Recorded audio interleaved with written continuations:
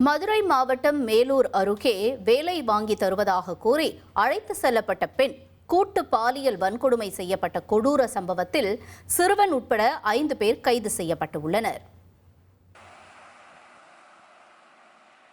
மதுரை மாவட்டம் மேலூர் அருகே வேலை தருவதாக கூறி அழைத்து செல்லப்பட்ட பெண் கூட்டு பாலியல் வன்கொடுமை செய்யப்பட்ட கொடூர சம்பவத்தில் சிறுவன் உட்பட 5 பேர் கைது செய்யப்பட்டுள்ளனர். விருதுநகர் மாவட்டத்தைச் சேர்ந்த 33 வயதான பெண் ஒருவர் கருத்து வேறுபாடு காரணமாக கணவரை பிரிந்து ராமநாதபுரம் மாவட்டம் தோழூர் பகுதியில் கட்டிட வேலை செய்து தனியாக வசித்து வந்துள்ளார்.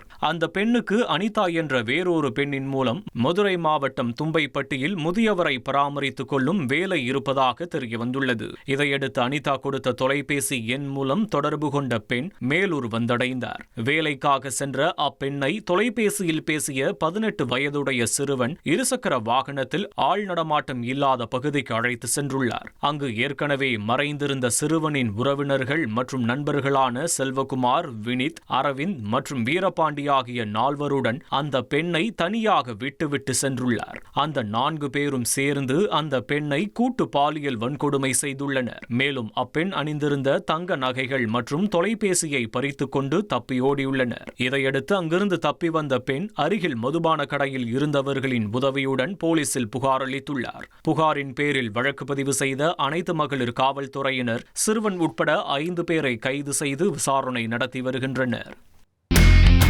இனி செல்லும் இடமெல்லாம் செய்தி. தந்தி டிவியின் வாட்ஸ்அப் சேனலை ஃபாலோ பண்ணினா செல்ல இருக்கும் இடமெல்லாம் செய்தி.